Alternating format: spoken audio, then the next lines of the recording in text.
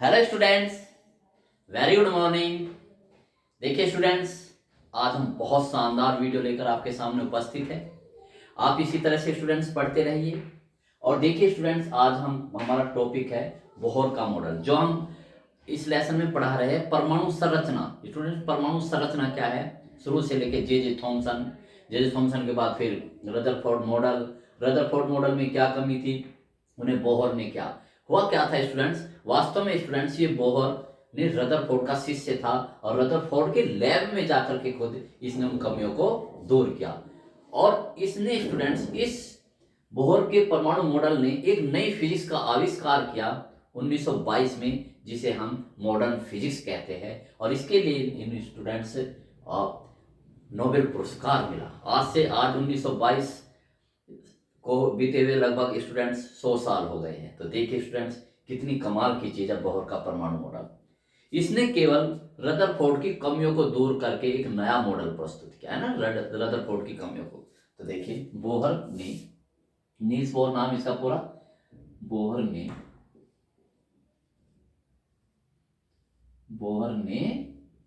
Rutherford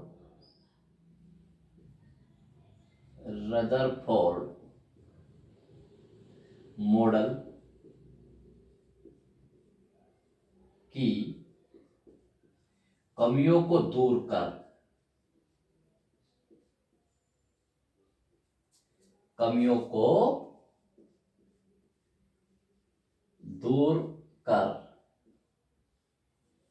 निम्न model प्रस्तुत किया। निम्न परमाणु मॉडल प्रस्तुत किया।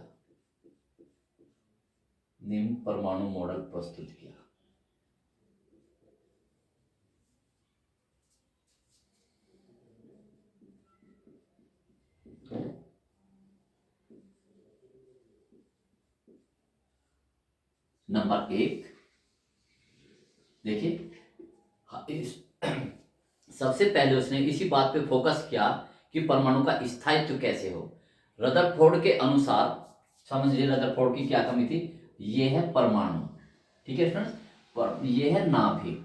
रदरफोर्ड ने बताया था कि जो इसमें इलेक्ट्रॉन है, इसमें वृत्ताकार कक्षाओं में घूमते रहते हैं, जिस प्रकार से पृथ्वी सूर्य के चारों तरफ चक्कर लगाती रहती है।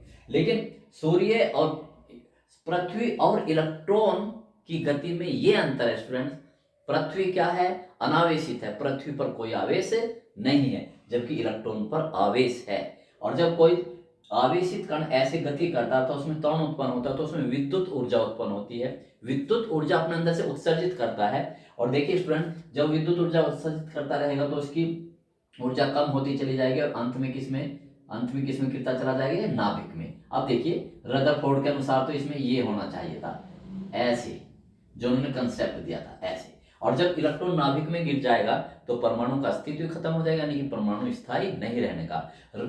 परमाणु बोहर ने इसी कमी को दूर करते हुए ये कहा, बहुत ध्यान समझिए स्टूडेंट्स, कि पहले तो स्टूडेंट्स ये समझिए, ये परमाणु, ये नाभिक, यहां से और यहां तक कितनी कक्षाएं होंगी, यहां से और यहां तक, यानी कि इसके बीच में कितनी कक्षाएं, समझ रहे हो आप, अनंत कक्षाएं। ध्यान रखिए कितनी कक्षाएं होती है स्टूडेंट्स, हर एक परमाणु में अनंत कक्षाएं होती है। देखिए अनंत कक्षाएं होती है। देखिए अब आप खुद ही सोचे, मान लिया यहां से यहां तक की डिस्टेंस कितनी है स्टूडेंट, 1 सेंटीमीटर, 2 सेंटीमीटर ही ले रहा हूं मैं, कितनी है, 2 सेंटीमीटर। तो 0 से लेकर के 2 के बीच में अनंत संख्या है, 0.1, 0.001, इस तरह से 0.00 है अनंत कक्षा है। तो इसलिए ध्यान रखिए कि प्रत्येक परमाणु में अनंत कक्षाएं होती है, ठीक है, इट्स ओके। अब इसमें से इलेक्ट्रॉन कौन सी कक्षाओं में घूमते हैं, सभी में घूमते हैं नहीं। तो इसी में बोहर ने अपना एक वो करा, यानी कि कक्षाओं को क्वांटमीकृत कर दिया, कक्षाओं को निश्चित कर दिया, ठीक है ना। इसलिए इस बोहर का क्वांटमीकृत शर्त कहते हैं। तो वो कहता है कि देखिए, चलो ये मान लो, तो ये एक कक्षा है, ये कक्षा, नाम नहीं दे रहा मैं स्टूडेंट्स ने, ये कक्षा है, ये मैंने इनमें कक्षाएं बना दी, ठीक है स्टूडेंट्स। ये तो ये जो अनंत कक्षा है, इनमें से कौन से उसमें घूमेगा इलेक्ट्रॉन। तो बोहर कहता है कि इलेक्ट्रॉन नाभिक के चारों ओर निश्चित कक्षाओं में ही घूम सकता है। वो केवल उन्हीं कक्षाओं में घूम सकता है जिसमें उसका कोणीय संवेग h/2 के पूर्ण गुणज हो। और जब वो ऐसे घूमता है, उन कक्षाओं में घूमता है, तो वो किसी प्रकार की ऊर्जा का उत्सर्जन नहीं करता, इसलिए इन्हें क्या बोलते हैं स्टूडेंट्स? स्थायी कक्षा कहते हैं। ठीक है। जब देखिए स्टूडेंट्स, यहां जो इलेक्ट्रॉन था वो अपनी ऊर्जा को विद्युत चुंबकीय तरंगों के रूप में खर्च कर रहा था, इसलिए नाभिक में गिर रहा था।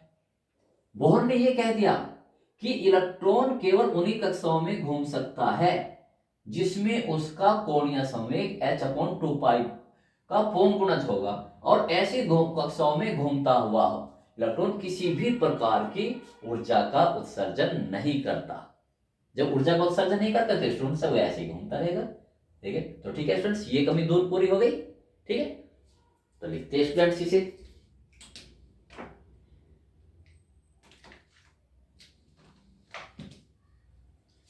लिखते हैं इलेक्ट्रॉन नंबर 1। ठीक है ना, परमाणु में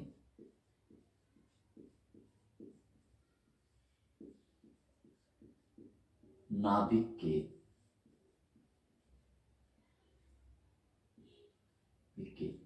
चारों ओर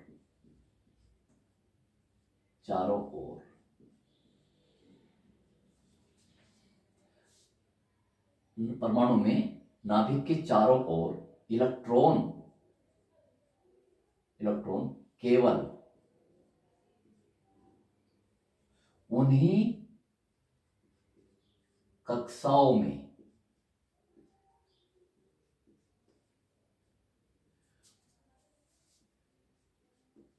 घूम सकता है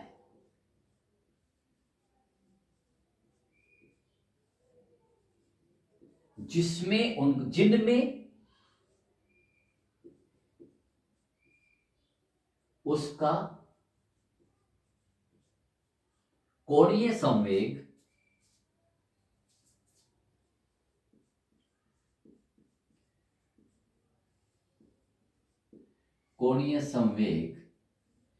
h/2 का पूर्ण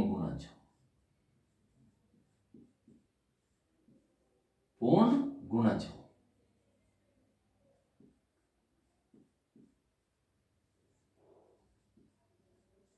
ठीक है स्टूडेंट्स, जहां h क्या है? प्लांक नियतांक है।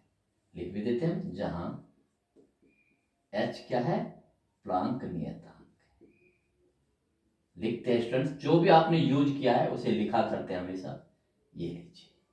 ठीक है स्टूडेंट्स, अर्थात लिख लीजिए, अर्थात इसके साथ इस है ना, अर्थात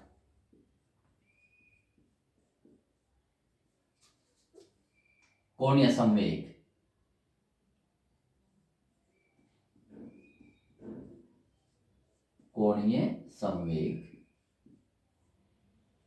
NH/2 ठीक है, जहां n क्या? पूर्ण गुणज, यानी कि जहां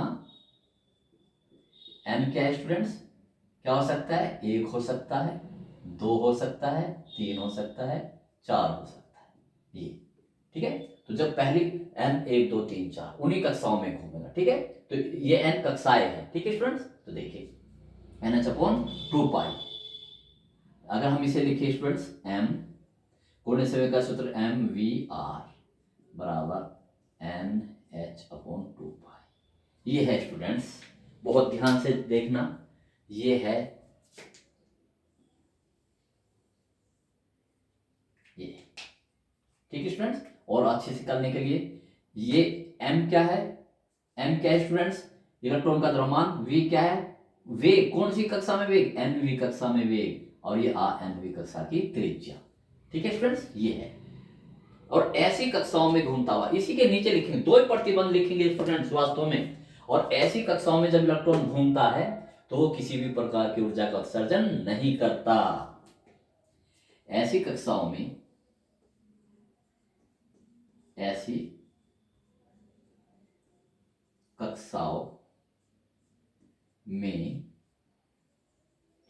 घूमता हुआ इलेक्ट्रॉन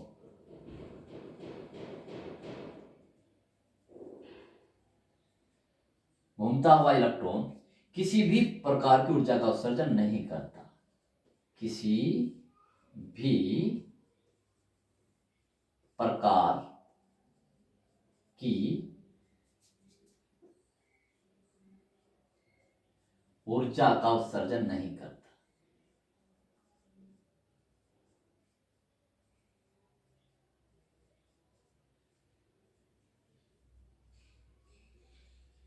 ठीक है, उत्सर्जन नहीं करता, अतः परमाणु का स्थायित्व तो बना रहता है। ठीक है, जब किसी प्रकार की ऊर्जा का स्थान नहीं तो वो उसी कक्षा में घूमता रहेगा और परमाणु का स्थायित्व बना रहेगा। ठीक है, तो ऐसी कक्षा में घूमता हुआ इलेक्ट्रॉन किसी भी प्रकार की ऊर्जा का उत्सर्जन नहीं करता। ठीक है, ऐसी कक्षाएं, अतः ऐसी कक्षाएं क्या कहलाती है स्टूडेंट्स? स्थायी कक्षा। ये कक्षाएं स्थायी कक्षाएं कहलाती है। ये कक्षाएं स्थायी कक्षाएं कहलाती है।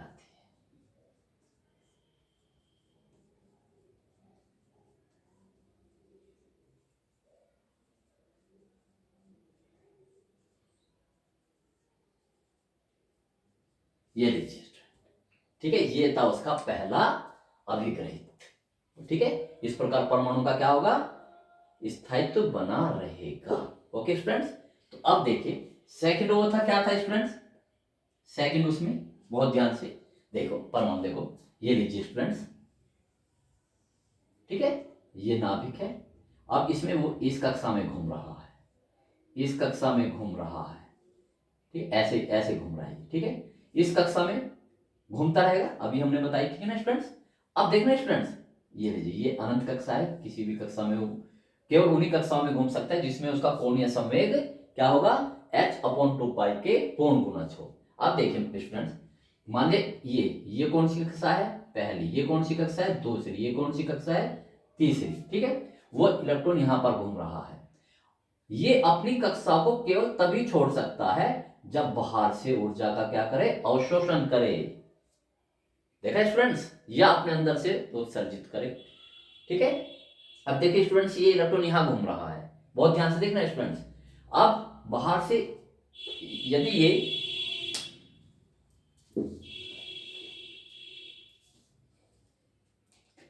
बड़ा बना रहा हूं, इसमें बड़ा बना रहा हूं, ये लीजिए, ये लीजिए, ये पहली कक्षा समझ लो, ये दूसरी कक्षा समझ लीजिए स्टूडेंट्स, ये तीसरी कक्षा समझ लीजिए। इनके बीच कोई कक्षा नहीं होगी स्टूडेंट्स, दशमलव में नहीं होगी, यानी कि 1.5 नहीं होगी। ठीक है ना? अब मान लीजिए देखो, इस पहली कक्षा, ये दूसरी, ये तीसरी, ये चौथी। ठीक है ना? इस प्रकार से कक्षा है। अब कोई इलेक्ट्रॉन मान लीजिए यहाँ पर घूम रहा है। ठीक है ना? अब देखना स्टूडेंट, इस कक्षा में घूमते हुए इलेक्ट्रॉन की ऊर्जा है 2, इसमें है 4, कुछ भी लिख रहा हूं मैं, 5, इसमें है 8, इसमें है 10, कुछ भी लिख रहा हूं मैं। ठीक है, तो जब ये इलेक्ट्रॉन ये इसमें, जब तक इसमें घूमता रहेगा, इसकी ऊर्जा कितनी है? 5। अब यदि बाहर से इसे इस प्रकार से ऊर्जा मिल जाए, कितनी मिल जाए? 3 मिल जाए, तो ये उसे अवशोषित कर लेगा। तो 3 और 5 8, तो फिर ये 8 में नहीं रहेगा, 5 इस वाली तो कक्षा में नहीं रहेगा, 8 वाली में चला जाएगा।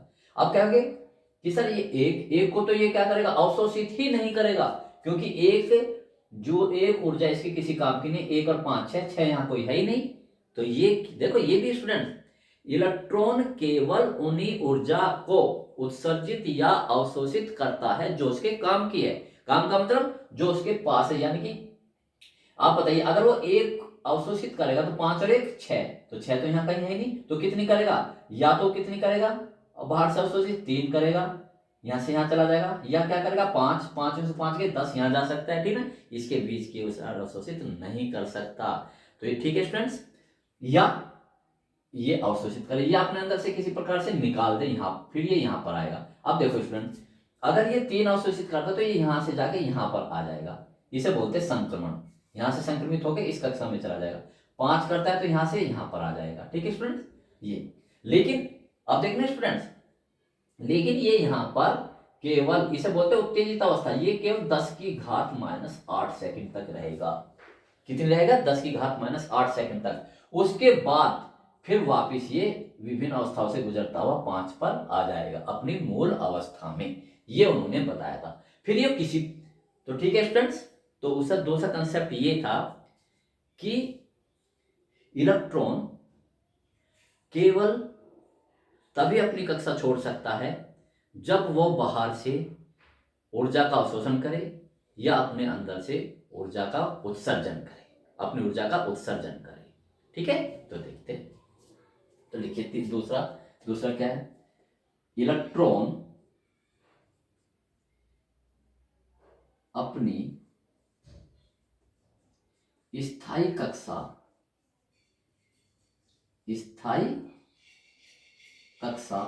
केवल तभी छोड़ सकता है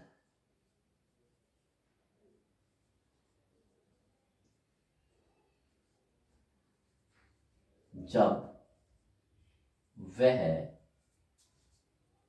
ऊंचित ऊर्जा, देखो कहीं शब्द नहीं मिलेगा, ऊंचित ऊर्जा है ना, एक नहीं तीन कर, हर एक को नहीं कर सकता, ऊंचित यानी कि जो उसके लिए ऊंचित है, ऊंचित ऊर्जा का अवशोषण करे या उत्सर्जन करे, अवशोषण या उत्सर्जन करे।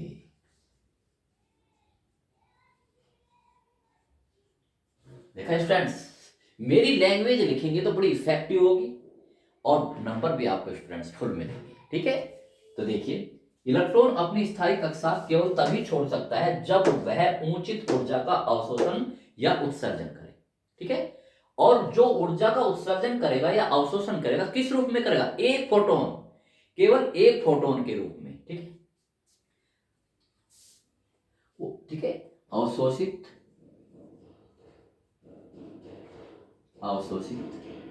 या उत्सर्जित ऊर्जा, ठीक है, कितनी होगी? अवशोषित या उत्सर्जित ऊर्जा का मान दोनों कक्षाओं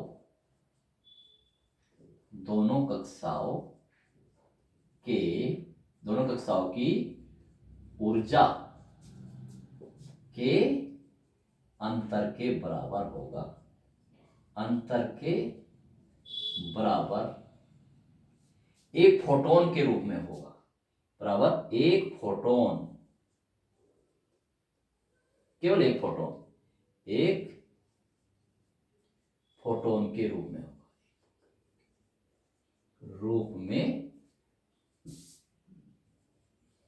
होगा। ठीक है स्टूडेंट्स, यानी देखो अगर वो करता तो ये एक ही फोटोन करेगा केवल, और उसकी ऊर्जा कितनी होगी? 3। अगर ये 5 करता है, 5 से 10 पे जाता है, तब भी एक ही फोटोन। ठीक है, तो ये एक फोटोन यानी कि उसमें करेगा, तो एक कक्षा के अंदर बराबर एक फोटोन की रूप में होगा ऊर्जा का मान, अर्थात ये लीजिए फोटोन की ऊर्जा, उत्सर्जित या अवशोषित फोटोन की ऊर्जा। ठीक है ना, मैं लिखता हूं पूरा, मैं देख लेता हूं कि वीडियो कहां तक आ रही है। आ जाएगा, अर्थात उत्सर्जित या अवशोषित फोटोन की ऊर्जा, बहुत मोस्ट इंपॉर्टेंट, ई डेल्टा ई अंतर है, डेल्टा ई बराबर एच न्यू, फोटोन के रूप में। अब ई जैसे हम ऐसे लिखते हैं, डेल्टा ई क्या होगी? अर्थात ऐसे भी लिख सकते, ई एफ माइनस ई आई बराबर एच न्यू। ठीक, ये है इसका, तो ये दोनों उसने करते नोबेल पुरस्कार प्राप्त किया था। एफ क्या है स्टूडेंट्स? यानी कि आई से एफ में गया, कौन सी कक्षा से? प्रारंभ से अंतिम घटाते हैं ना स्टूडेंट्स। तो देखो, तो ये क्या है? आई का मतलब इनिशियल, पहले इलेक्ट्रॉन यहां था इनिशियल, फिर अपने यहां फाइनल चला गया। फॉर एग्जांपल ये देख लीजिए, यदि इलेक्ट्रॉन दूसरी कक्षा से तीसरी कक्षा में जाता है तो हम इसे लिखेंगे दूसरी से तीसरी में, या दूसरी से चौथी में तो E4 माइनस E2। ठीक है ना, दूसरी से चौथी कक्षा में जाता है तो हम इसे ऐसे रिप्रेजेंट करेंगे, ये उन दोनों की कक्षाओं के ऊर्जा के अंतर के बराबर है। ये है स्टूडेंट्स बोहर मॉडल, और इस बोहर मॉडल ने स्टूडेंट्स ऐसा तहलका मचाया कि बोहर को नोबेल पुरस्कार दिलाता। बिल्कुल जस्ट ऐसे लिखेंगे स्टूडेंट्स, बहुत शानदार तरीके से। ये दो कंसेप्ट बहुत याद रखना स्टूडेंट्स, इसलिए मैं इसको लाल से कर रहा हूं। ये लीजिए, बिल्कुल आप मुझे ऐसे चाहिए। तो ये था स्टूडेंट्स बोहर का परमाणुिक मॉडल। नेक्स्ट क्वेश्चन करते हैं।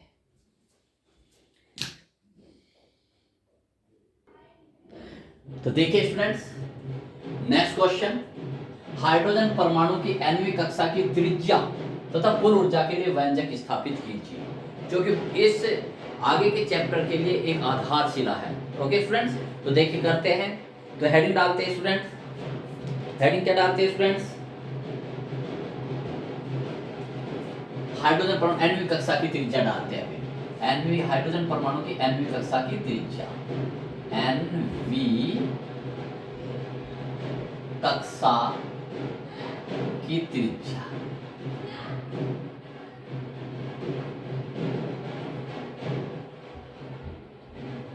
ठीक है फ्रेंड्स, ये हाइड्रोजन जो बोर्स का मॉडल है केवल हाइड्रोजन सदस्य परमाणुओं के लिए ही सत्य है। हाइड्रोजन परमाणु में क्या होता है, केवल एक इलेक्ट्रॉन होता है। ठीक है फ्रेंड्स, बाह्य कक्षा में कितना होता है, सॉरी हाइड्रोजन परमाणु में केवल एक इलेक्ट्रॉन होता है। अर्थात जो हाइड्रोजन का जो बोहर का परमाणु मॉडल है केवल उन्हीं परमाणुओं के लिए सत्य है जिसकी बाह्यतम कक्षा में एक इलेक्ट्रॉन होता है। ठीक है, उनमें से हम सबसे सिंपल है वो हम हाइड्रोजन परमाणु ले रहे हैं, और स्टूडेंट्स यही कोर्स में है। हाइड्रोजन परमाणु की कंस्ट्रक्शन क्या होती है, देखो मैं दिखाता हूं स्टूडेंट्स। हाइड्रोजन परमाणु में बहुत ध्यान से, हाइड्रोजन परमाणु का ये संकेत है H। ठीक है, इसका मतलब क्या है स्टूडेंट्स, कि इसमें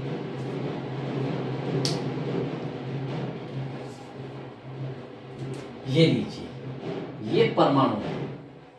ठीक है स्टूडेंट्स, इसके ये नाभिक है। नाभिक में क्या रहते हैं, न्यूट्रॉन और प्रोटॉन। तो इसमें प्रोटॉन एक है। ठीक है, ये प्रोटॉन की संख्या होती है, और एक ही स्टूडेंट्स इलेक्ट्रॉन है। ठीक, एक ही प्रोटॉन है और एक ही इलेक्ट्रॉन है। न्यूट्रॉन इसमें नहीं है, न्यूट्रॉन नहीं है। तो देखिए, तो ये इलेक्ट्रॉन ऐसे घूम रहा है। कौन सी कक्षा में घूम रहा है ये, मतलब nवीं कक्षा में घूम रहा है। ठीक है, इसके लिए हम देखेंगे कि ये हाइड्रोजन का परमाणु है, ये nवीं कक्षा में घूम रहा है। ठीक, तो देखते हैं। मैं थोड़ा बड़ा सा चित्र बनाता हूँ स्टूडेंट, इसका समझ में आ गया। तो थोड़ा देखो बड़ा सा चित्र बनाता हूँ। ये लीजिए स्टूडेंट्स, ये लीजिए, ये है स्टूडेंट्स परमाणु। ठीक है, ये है इसका नाभिक। नाभिक, नाभिक में क्या है, प्रोटॉन है, एक ही प्रोटॉन है, और इसमें इसकी मान nवीं कक्षा में, ये है nवीं कक्षा।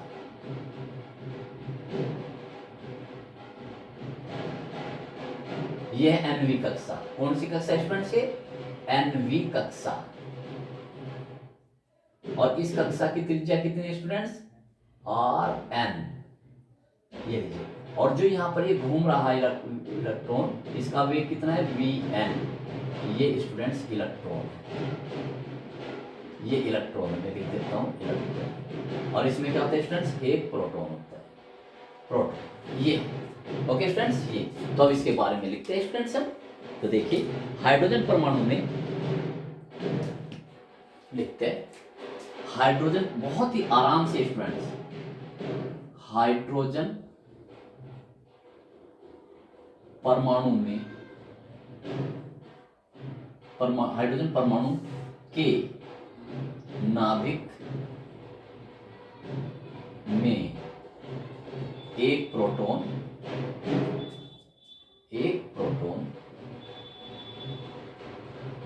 तथा नाभिक के बाहर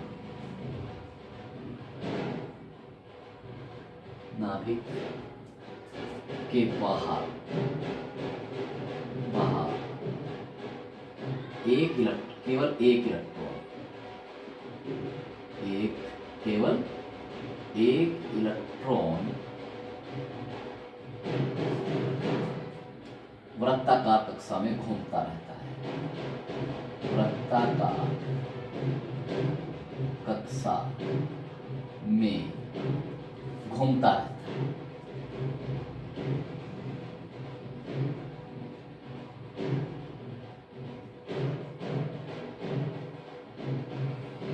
ठीक है स्टूडेंट्स, अब हम ये मान लेते हैं कि मानो nवीं कक्षा, मैंने आपको बताया था किसी भी परमाणु में अनंत कक्षाएं होती है। अब वो मान लिया हम मानते हैं कोई nवीं कक्षा में घूम रहा है, माना वह एनवी कक्षा में घूम रहा है। कितनी सिंपल लैंग्वेज, माना वह एनवी कक्षा में घूम रहा है, कक्षा में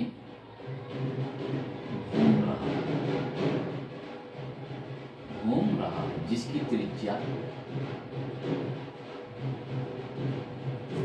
त्रिज्या कितनी स्टूडेंट्स, जिसकी त्रिज्या आर एन तथा इलेक्ट्रॉन का तथा वेग क्या है, वी एन।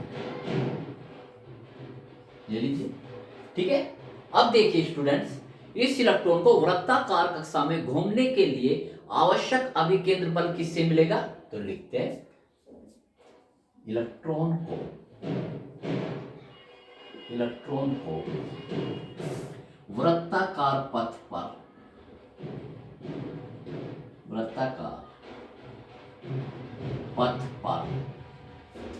घूमने के लिए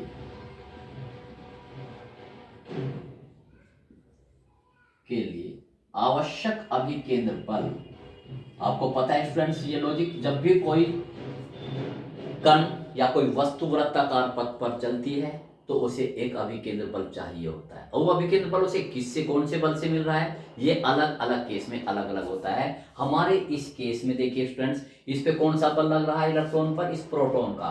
प्रोटॉन और इलेक्ट्रॉन के बीच कैसे कौन सा बल लगेगा स्टूडेंट्स, वैद्युत बल। ठीक है, तो हम ये लिखते हैं घूमने के लिए आवश्यक, क्योंकि आवेश है तो आवेश में कौन सा वैद्युत बल लगता है, के लिए आवश्यक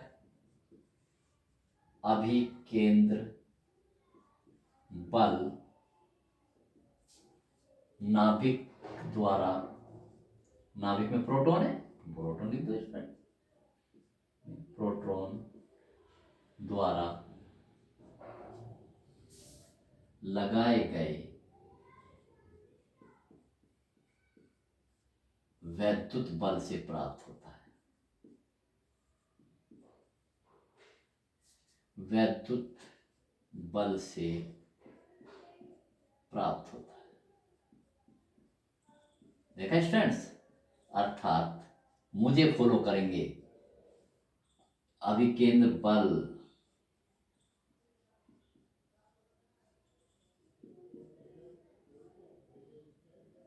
कहां से प्राप्त हो रहा है, वैद्युत बल से। अब दोनों के फॉर्मूले रख देंगे। अभिकेंद्र बल का क्या सूत्र होता है students, M V square upon R, यहां पर नोटेशन लगा दीजिए आर एन ए।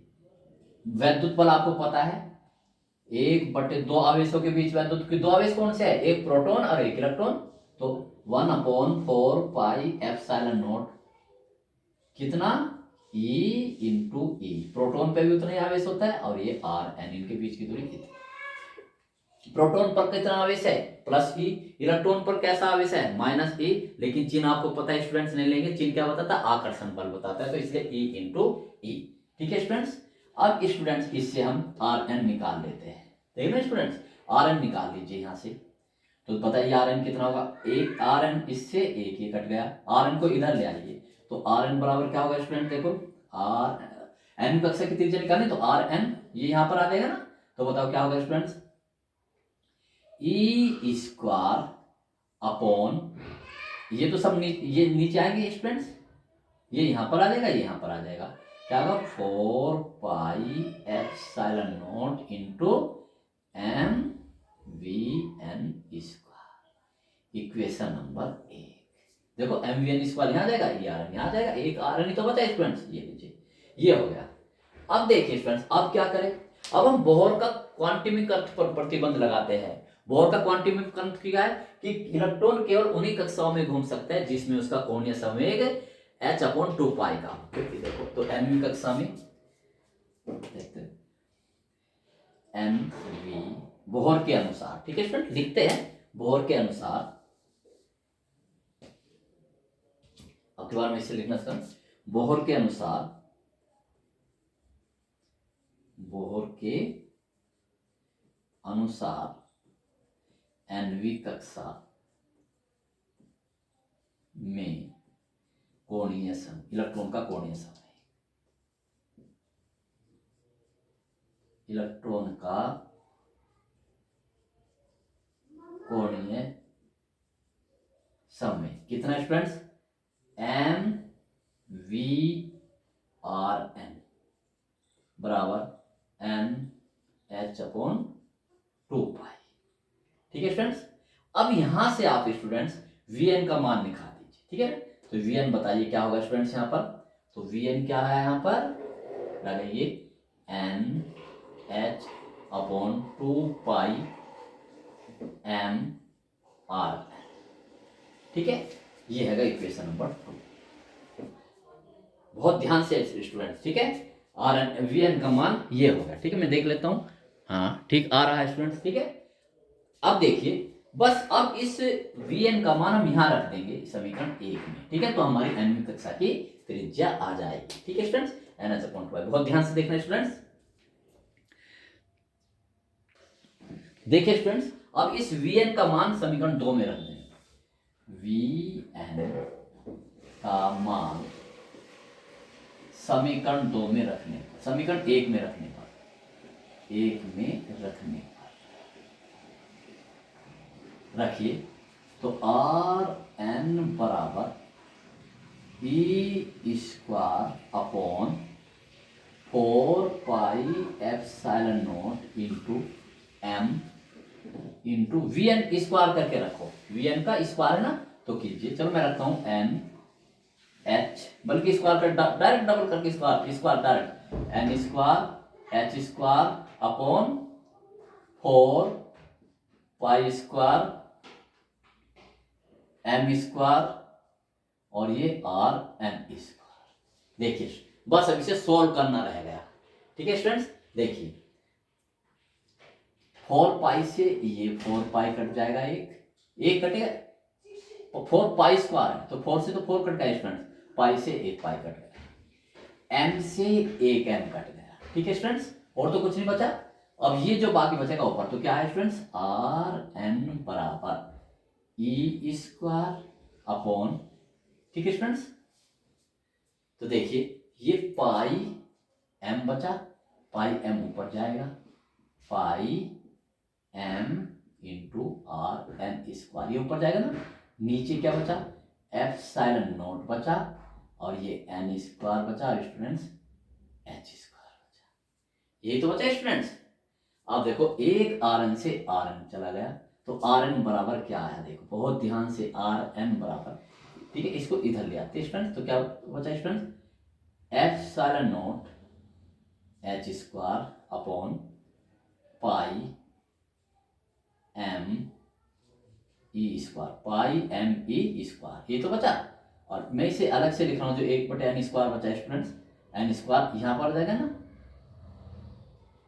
ये लीजिए, ये स्टूडेंट्स हमारी nवीं कक्षा की त्रिज्या आ गई। ये है स्टूडेंट्स nवीं कक्षा की त्रिज्या। ठीक है, अब हम स्टूडेंट्स क्या करते हैं, इसका मान रखते हैं। बहुत ध्यान से स्टूडेंट्स, अगर हम स्टूडेंट्स इसका मान रखते हैं, एप्सिलॉन नॉट का मान रखे, एच का मान रखे, पाई का मान, ये सारा का सारा कांस्टेंट है स्टूडेंट्स। मैं लिख देता हूं इसकी value, epsilon not H square upon pi M E square की जो वैल्यू होती है 0.528 एंगस्ट्रॉम होती है। कैलकुलेट करके देख लीजिए स्टूडेंट्स आप। ठीक है, तो हम इसे ऐसे लिख लेते हैं 0.528.53 लिख सकते हैं स्टूडेंट्स, इंटू एन स्क्वायर। ये लीजिए स्टूडेंट्स आर, देखा, तो बहुत मोस्ट इंपॉर्टेंट है स्टूडेंट्स, बहुत ही मोस्ट इंपॉर्टेंट। तो nवीं कक्षा की त्रिज्या ये आ गई। तो ठीक है, आप देखिए स्टूडेंट्स, अगर एंगस्ट्रॉम में स्टूडेंट्स, किसमें, एंगस्ट्रॉम में, एंगस्ट्रॉम में स्टूडेंट्स 0.528 एंगस्ट्रॉम है ना ये। तो अगर आपको n ये पहली कक्षा की निकालनी है तो n की जगह 1 रख दोगे, दूसरी कक्षा की तो n की जगह 2 रख दोगे। ठीक है स्टूडेंट्स, तो ये रख देंगे आप, n क्या है, कक्षाओं की संख्या 1 2 3 4, ये होगा। ठीक है, तो इसका मतलब विकल्प के लिए स्टूडेंट्स, तो इसका मतलब nवीं कक्षा की त्रिज्या क्या होगी, आर एन समानुपाती एन स्क्वायर। बहुत ध्यान से स्टूडेंट्स, एन स्क्वायर समानुपाती होगा। अब ये वाली, ठीक है, कक्षा आ गई। अब स्टूडेंट्स इस आर एन का मान यहां रख दीजिए, ठीक है। आर एन का मान कहां रख दीजिए, इस वेग में, क्योंकि हमें वेग की भी जरूरत पड़ेगी जब हम ऊर्जा निकालेंगे, ठीक है। तो अब क्या करें हम, एन कक्षा में वेग को निकाल लेते हैं। तो रखिए, देखिए एनवी कक्षा में वेग, एनवी कक्षा में वेग, तो रखिए वी एन बराबर एन एच अपॉन 2 पाई एम, है ना। और इस आर एन की जगह क्या रख देते हैं, ये वैल्यू, ये पूरी की पूरी वैल्यू रखिए, epsilon not H square N square upon pi M E square, ये रखते हैं फ्रेंड्स। काटिए, पाई एम से पाई एम कट गया, बहुत मोस्ट इंपॉर्टेंट है, ठीक है, ये रखते हैं फ्रेंड्स। अब देखिए क्या बचा, एक एन से एन कट गया, ठीक है, तो ये क्या है, 2 बचा ना स्टूडेंट, 2, तो ई स्क्वायर जाएगा ऊपर, एक एच से एच कट गया, तो देखिए वी एन क्या आ गया, ये जाएगा स्टूडेंट्स ऊपर, ई स्क्वायर अपॉन 2 एप्सिलॉन नॉट, और ये एच, और देखो स्टूडेंट्स ये 1/n, ये आया स्टूडेंट्स। देखिए कमाल के स्टूडेंट्स, कमाल के भी आ रहे हैं, तो इसका मतलब वी एन समानुपाती 1/n, ठीक है स्टूडेंट्स, 1/n। अगर मैं स्टूडेंट्स इसकी वैल्यू निकालूं, इसकी वैल्यू, तो इसकी वैल्यू आती है 1/137, ठीक है, इतना भी स्टूडेंट्स ध्यान रखेंगे आप। हेलो स्टूडेंट्स, तो देखिए अब हम क्या निकालेंगे, कुल ऊर्जा। तो हेडिंग डाल लेते हैं स्टूडेंट्स, कुल ऊर्जा, बहुत ध्यान से पढ़ेंगे सभी स्टूडेंट्स, कुल ऊर्जा।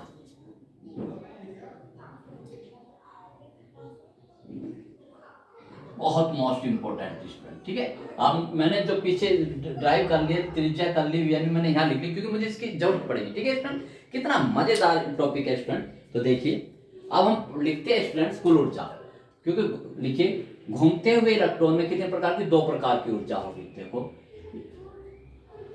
वृत्ताकार कक्षा में घूमते हुए इलेक्ट्रॉन में 2 प्रकार की ऊर्जा होगी, 2 प्रकार की ऊर्जा होगी।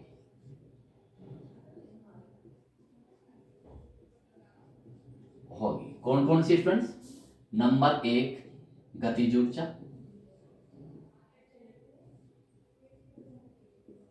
और नंबर 2 क्या स्टूडेंट्स, वैद्युत स्थितिज ऊर्जा, वैद्युत स्थितिज ऊर्जा। अब इन दोनों के स्टूडेंट्स हम कैलकुलेट करेंगे। तो गतिज ऊर्जा निकालते हैं स्टूडेंट्स, पहले गतिज ऊर्जा, तो गति के कारण होगी गतिज ऊर्जा। तो देखिए स्टूडेंट्स मैं लिख देता हूं, गति के कारण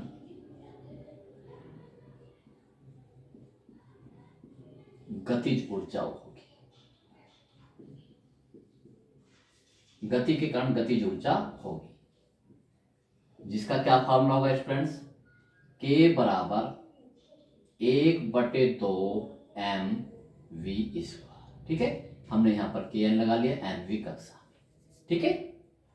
अब बस वी एन की, देखो मैंने पहले बता देते, इसे मैंने इस वी एन की वैल्यू यहां से रख दीजिए, ठीक है स्टूडेंट। तो रखिए, तो कितना होगा स्टूडेंट्स, के एन बराबर 1/2 m, वी एन की वैल्यू वहां से रखो, रखिए स्क्वायर करके, ई की पावर 4, ठीक है, चूंकि लिख दो, चूंकि वी एन बराबर ई square upon 2 epsilon not h into 1/m, ठीक है।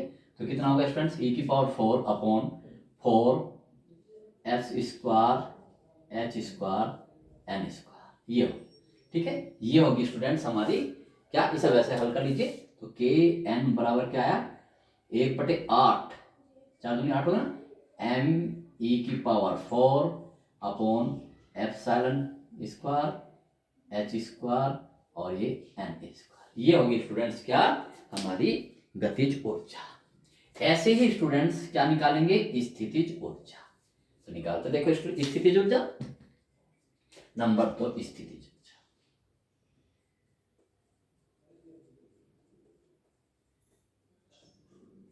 मैंने आपको स्टूडेंट्स ये बताया था गति के कारण गतिज ऊर्जा उत्पन्न होती है और वैद्युत बल के कारण स्थितिज ऊर्जा उत्पन्न होती है। जिस बल के कारण भी स्थितिज ऊर्जा उत्पन्न होगी उसके नाम पर ही उस स्थितिज ऊर्जा का नाम पड़ जाएगा। और यही कारण है स्टूडेंट्स, बल कई प्रकार के होते हैं तो स्थितिज ऊर्जा भी कई प्रकार की होती है। गति केवल गतिज ऊर्जा होती है स्टूडेंट्स, ठीक। तो लिखते हैं वैद्युत बल के कारण, वैद्युत बल के कारण वैद्युत स्थितिज ऊर्जा उत्पन्न होती है, वैद्युत स्थितिज ऊर्जा उत्पन्न होती है, ठीक है। तो वैद्युत स्थितिज ऊर्जा देखो कि U बराबर 1/4 पाई एप्सिलॉन नॉट, ठीक है।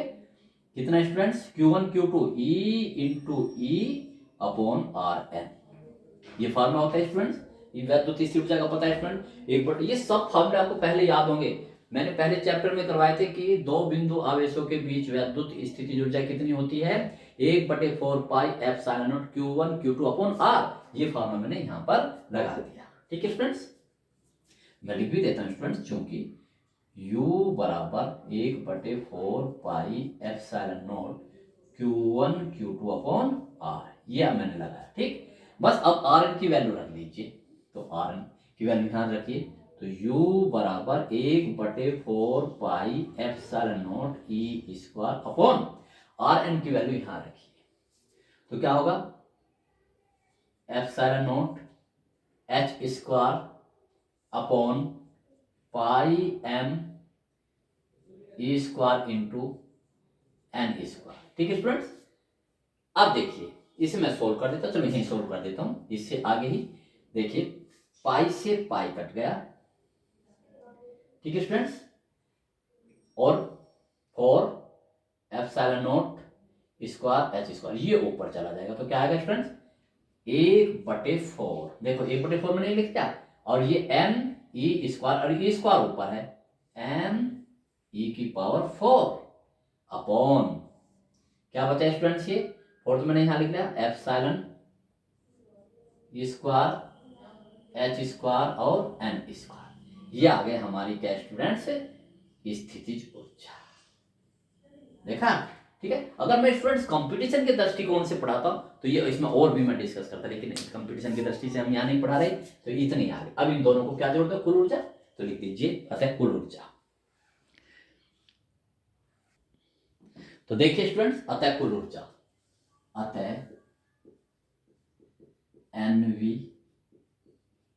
कक्षा में इलेक्ट्रॉन की कुल ऊर्जा, करिए कुल ऊर्जा यानी कि E और NV कक्षा E, तो यानी कि Kn प्लस UN, वैल्यू रखिए Kn, ये UN कर लीजिए। Kn कितना, देखो आप देख रहे हो दोनों होगा, यहाँ 1/8 है और 1/4 और सब सेम है, तो 1/8 ME की power 4 upon epsilon not square H square N square, ठीक है स्टूडेंट्स। अब एक बात और ध्यान रखिए स्टूडेंट्स, क्योंकि ये कैसी राशि है स्टूडेंट्स, अदिश राशि है, तो इसमें ये क्या होगा, एक प्लस होगा और एक माइनस होगा, इलेक्ट्रॉन का आवेश माइनस में और ये प्लस का, तो ये स्टूडेंट्स माइनस आएगी, तो ये होगा -1/4 ME की power 4 upon epsilon square H square N square, बिल्कुल सेम है, बस यहाँ पर 1/4 है और यहाँ पर 1/8 है। तो क्या कॉमन ले लो स्टूडेंट्स में, इसमें 1/8 ये कॉमन ले लेता हूँ, देखो ME की power 4 upon epsilon square H square, बहुत आसान है, 1/8 माइनस 1/4। तो इसे बस स्टूडेंट सोल्व करते हैं, तो कीजिए स्टूडेंट्स। तो हल करके क्या है स्टूडेंट्स, इसमें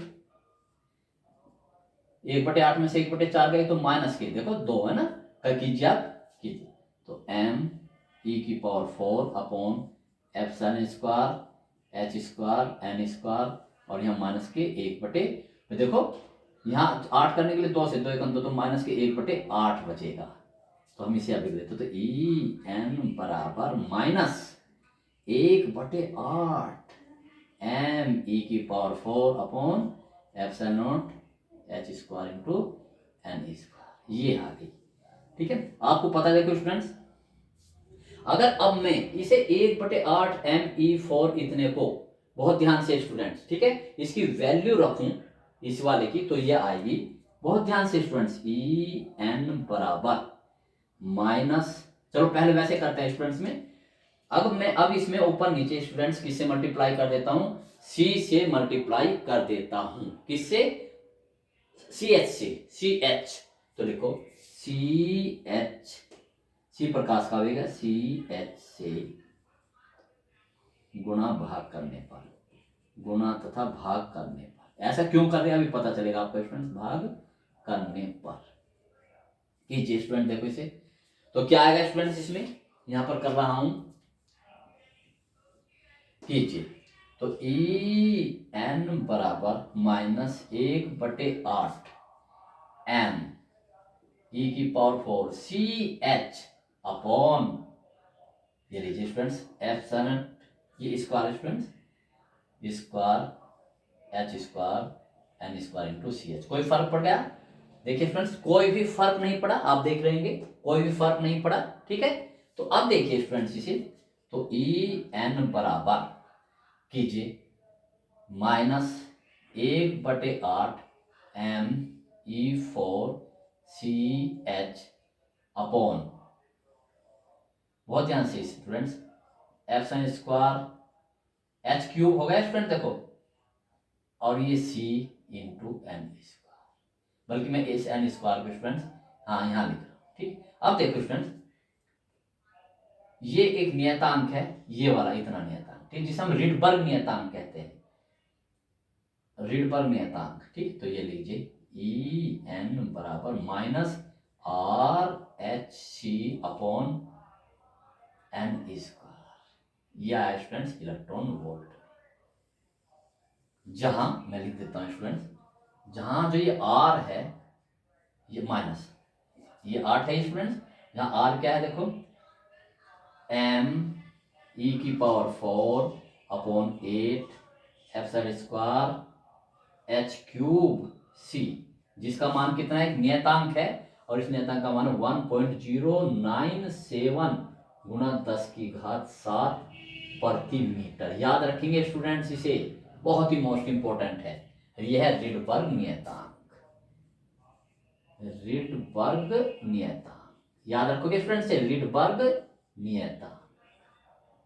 अगर मैं इसकी अब इन सब की भी वैल्यू रखो, आर की भी वैल्यू रखूं, एच की भी वैल्यू रखो, सी की भी वैल्यू रखो, तो स्टूडेंट्स ये आएगा ई एन बराबर, sorry minus R C square, ठीक है ना, तो इसे मैं यदि रखूं तो ये आएगा माइनस 13.6 अपॉन एन स्क्वायर, ये होगा इलेक्ट्रॉन वोल्ट में आएगा।